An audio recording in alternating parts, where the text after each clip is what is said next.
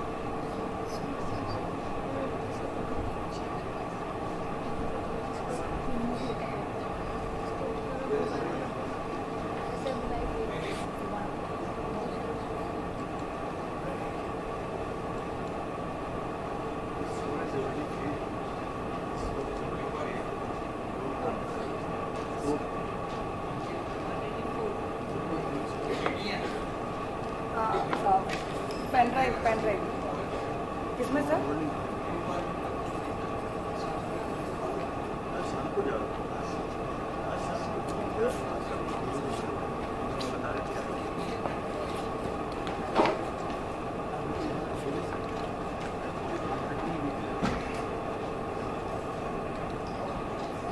This one.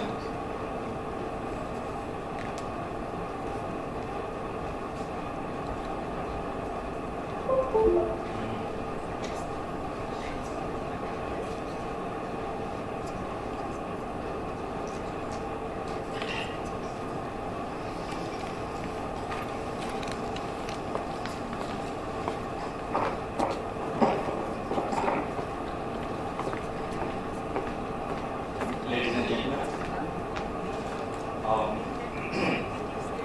where my presentation goes to COVID-19 situation, meeting the challenges in the schools. I have a paper, it's quite big, it will take a lot of time, and I have been given only 10 minutes. So I thought it is better to not going over, I have more than about 50 slides. If I take even half minute still, it will be more than half an hour. So I will better try to give you the actual idea and then what I am thinking. So,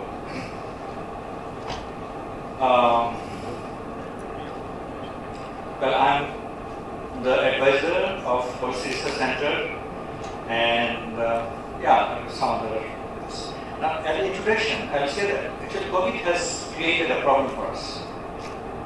We have faced a new situation all over the world, particularly in the education sector. What has happened is schools are closed, universities are closed, classes are closed. The children cannot go out. They cannot go and meet the students, the friends, go to the ground, play, no interaction. And they are absolutely housed inside the house. And then again, when online classes started, it has become a new disease, kind of. So, let me give you some idea about the abstract. You will get the idea for the whole paper. The global pandemic in recent years has left irrecoverable damages in education sector. Like all other education institutions, schools remain closed and school systems of education totally collapsed. Throughout 2020-2021 and part of 2022, students remain disconnected with books, teachers, friends, and campus, thus confining them in a suffocating situation of ill mental health. There comes the school psychology. Though a very small percentage of students had the opportunity of attending online classes, that too created a room for unwanted cyber addiction among some of the students. Another school psychology problem. And I have got the slides, and there are numbers. It's number of millions the students were away from online education. And even those where online education was active, it was possible. There only I have talked to the students, the guardians, and the teachers. Not more than 20% was benefited, basically. So, this paper is a cursory glance on our country, Bangladesh, but I have taken the global views also. The research question was how much damage this pandemic had on different levels of education, schools, and in particular. I am a principal of this school. I have got another principal of this school, and all of you are professors of different universities. The school question is little different. The interpersonal relationship, the motivation, the connectivity is a little different. So that's why. Can those damages be resolved? If yes, how? That was the so the research objective was to look for the solution to meet the challenges that our schools are facing in post-pandemic period. So, in case of education, it is not a matter of getting immune to the losses. See, for solving the pandemic, we have increased our immune system. But schools have lost. Students did not get their basic education. And now, what do you want? We want to get immune to that, or we want to give them the basic education? Immunity is not a solution. So, the solution is we have to recover, re-energize, revitalize, rebuild the system carefully to compensate for all kinds of losses without teaching the essentials, and in many cases without basics. Auto-promotion cannot and must not be a solution in the school losses. You understand auto-promotion? A student of class 6, let me give you an example, very raw example. A student of class 6 passes and will go to class 7 during pandemic. In pandemic, he could not go to the class. So, and next year, he is promoted to class 8 without reading anything, auto-promotion, class 8, and again for pandemic, he did not get the education in the whole year, in class 8. And only somewhere 3 months or somewhere 1 month classes were conducted. This student again promoted and he goes to class 9. A student of class 6 going to class 9, not learning the very basics of your literature, maths, and all other education, how do you really make him? My suggestion is, you don't create immunity. What you do is, you bring him back at his position of class 6. So you take him to class 7, shed out all those unnecessary classes, and give him the basic teaching required, in particularly language, science, and maths, and promote him to the next class. And let him study the basics of those 3 basic subjects. It will take maximum 3 months to cover of the whole year syllabus. So after 1 year, when he will become capable of sitting with the class 9 students, you put him with the class 9 students. By that, you don't lose anything. Otherwise, there will be quality loss, it cannot be recovered. So, the research paper ends with the recommendations like teachers must be motivated and schools must be empowered to take measures of recovery program, and then enough funds should be allocated for the schools to pay the extra coaching and other efforts taken by the teachers. Let's not misunderstand. Today, the Vice Chancellor has very prudently uttered about coaching used in a wrong form. Like the earlier presenter, he also mentioned about coaching. It was there, but this coaching, in addition to the classes, are conducted. But here we are saying no. Put them in the class and give them extra coaching to cover up the losses. And finally, motivation of the parents, because parents have to be motivated, and the students must be done on the fact that damage in education needs recovery, not immunity. And a few days back, 850,000 crore taka had been allotted to our government. It's a news, just last week's news.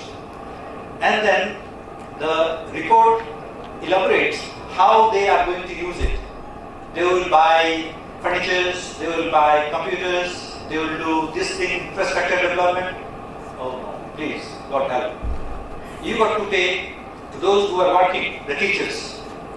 You got to create an environment for the development of the students' education environment and nothing else. No other extra expenditure. You pay this thing to the teachers and teachers will give service.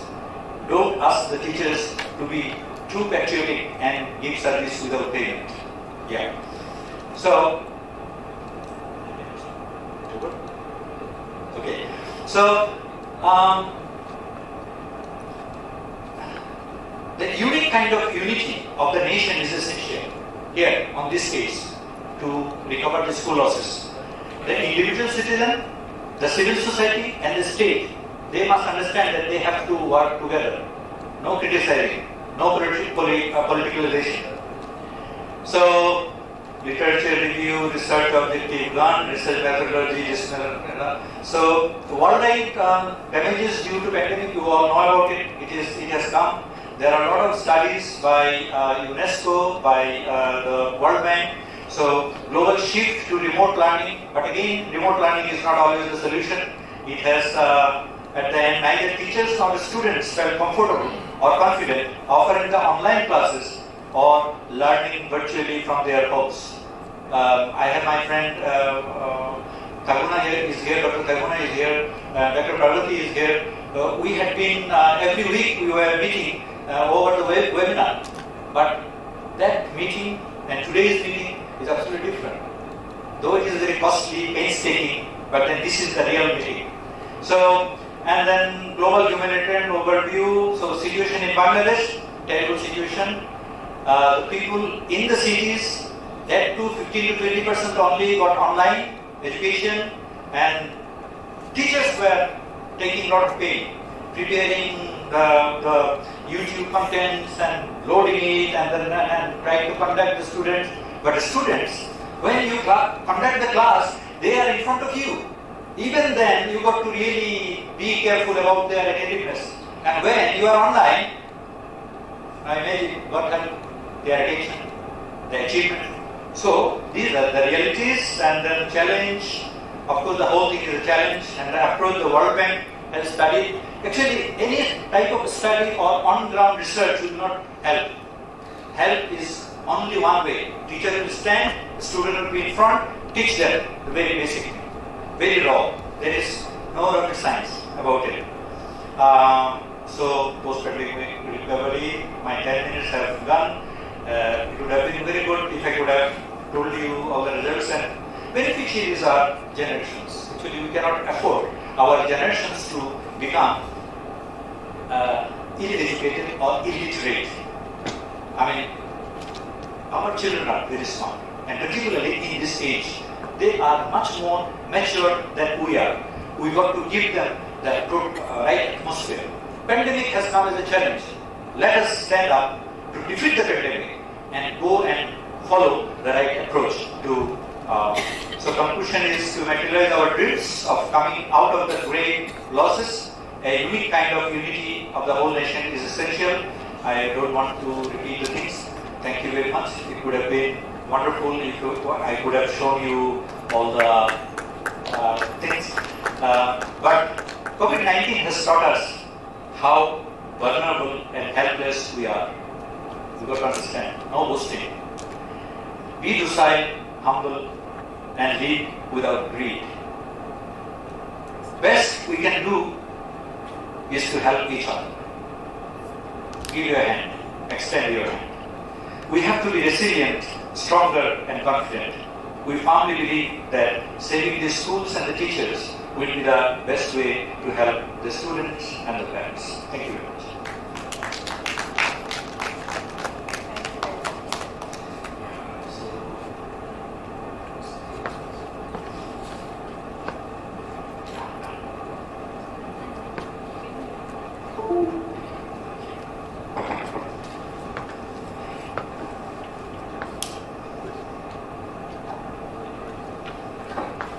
Thank you very much, sir. Now I would like to call Professor Anjali Ghosh from Indian Statistical Institute, Calcutta. Her topic is Importance of Self-Efficacy and Cognitive Processing of Academic Achievement, some instances from West Bengal and Tripura. Please welcome her with a huge round of applause. Please show the energy.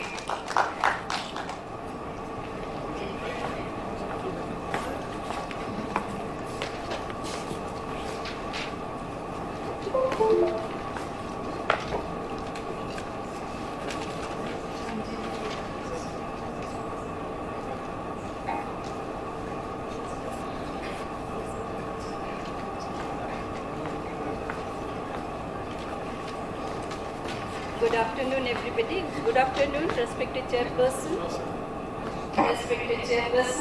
delegates, and other presenters and audience present in the auditorium.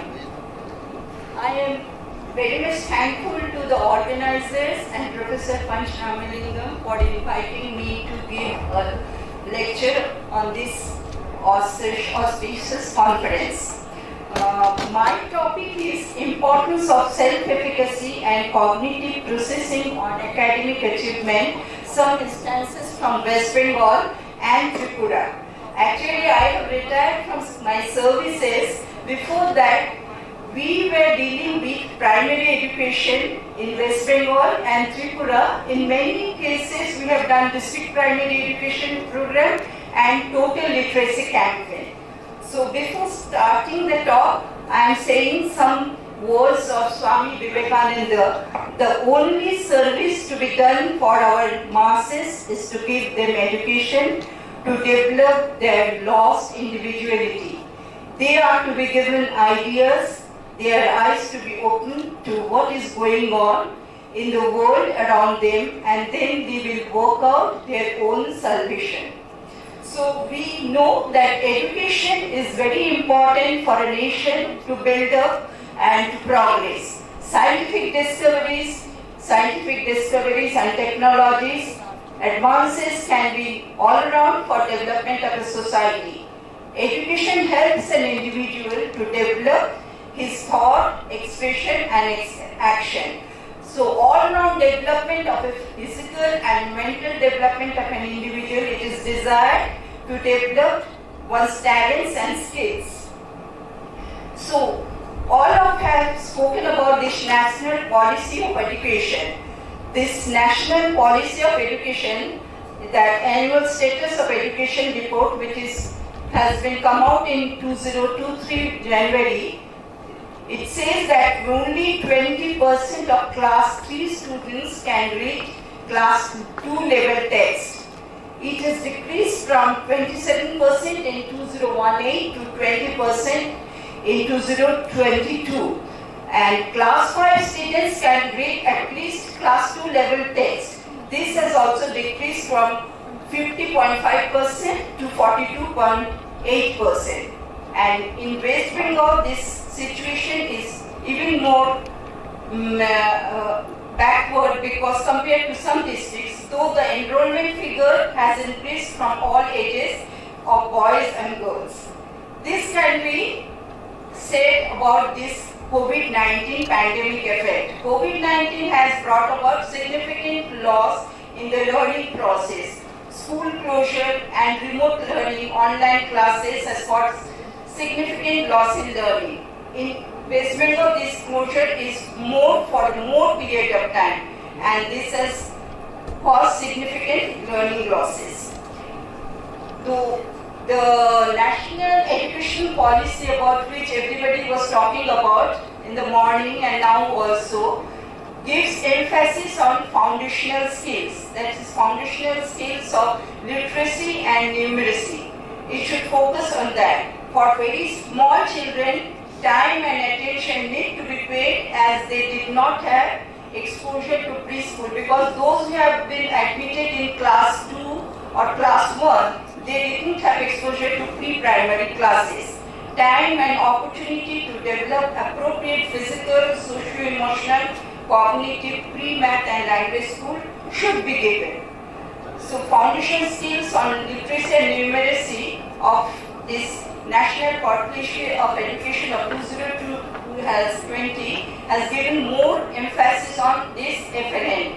The Nipun Bharat Mission 2021 states that students up to class 2 level should have foundational literacy and numeracy by 2026 and 27. Scientific tasks for this must be executed and deficiencies among teachers must be addressed. A reduction of student-teacher ratio, a comprehensive revamp of teacher education, greater decentralization of decision making, and a focus on contextualizing curriculum, pedagogy, and textbook should be taken into consideration for development of this foundational literacy and numeracy skill. So all these things depends upon how a student success academically. So academic success provides a basis for later development of an individual. According to Edwards, 4 main factors for academic success are natural ability, motivation, resources, and learning skills.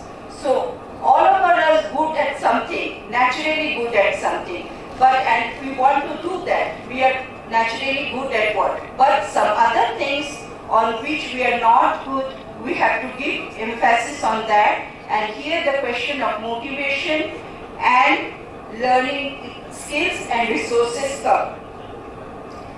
And we have one benchmark yardstick of academic success is through academic achievement. So academic achievement gives a student a mark that they can develop some more on that. And this has been given by assessment of school examination marks, teachers' grades, all these things.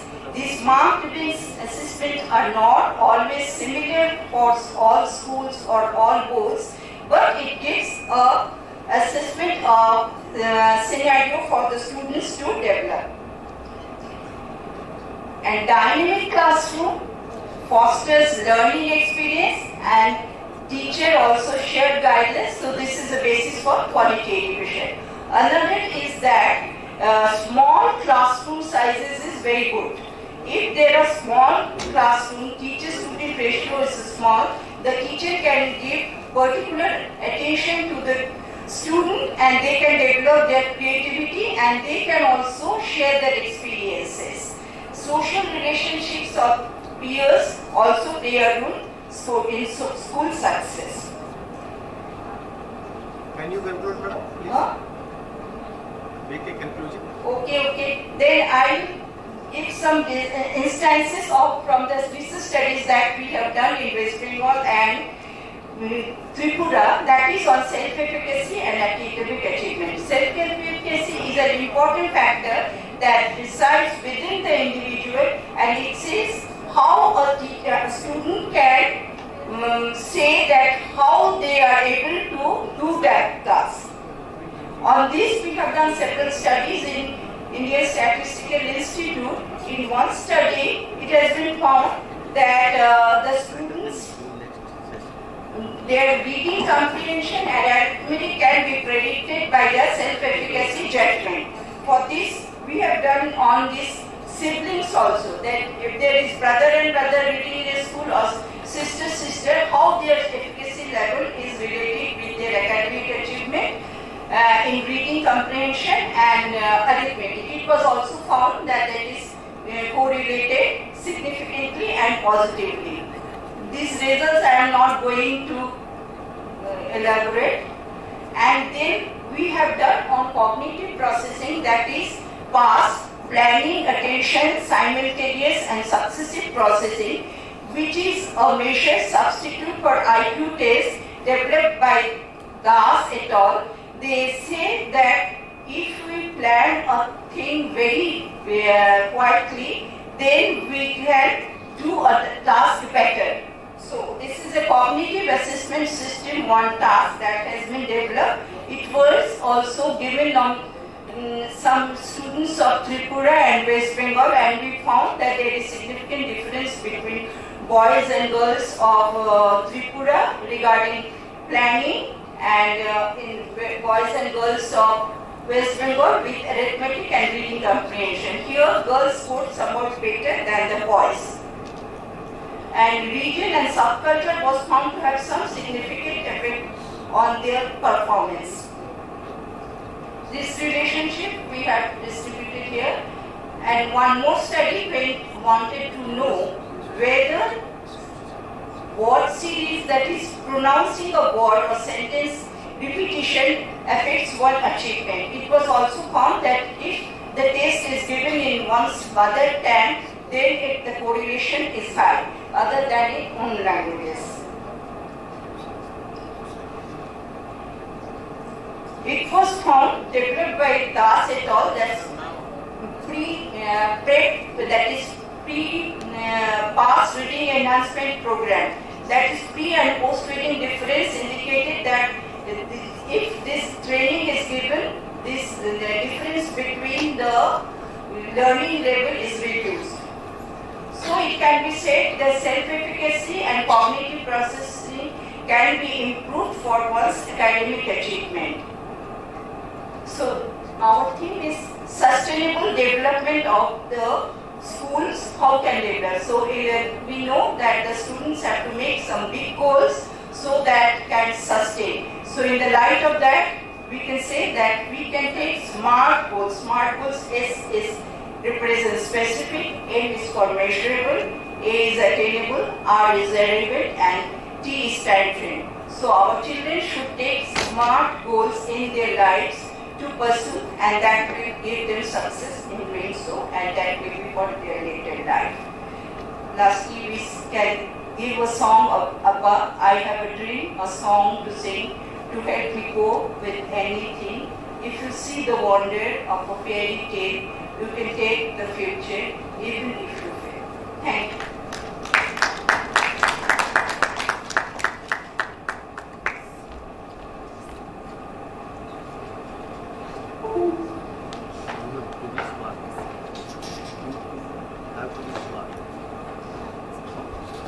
Thank you very much, ma'am.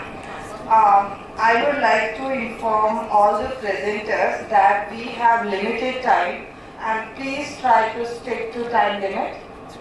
We just have 10 minutes for presenting, so please stick to the time. So now I would like to call Professor Parvati Verma from Bangkok with her presentation. She's there.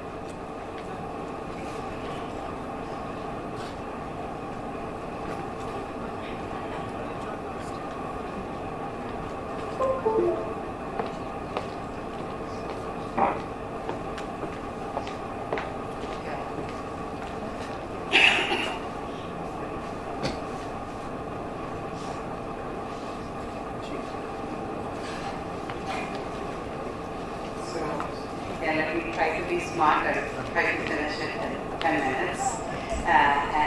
Good afternoon, everybody. It's a very sleepy afternoon. Thank you. thank you to the organizers for inviting me for this conference.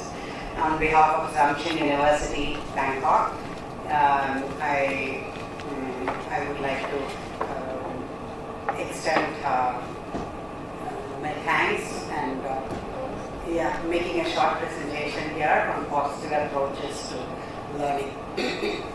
Sorry. So I would like to continue from what has been said by the previous speaker about the present problems that were happening, like the present problems these days. The youngsters have a lot of problems. The suicide rates are going up, depression rates is going up, stress rate is going up, anxiety rate is going up.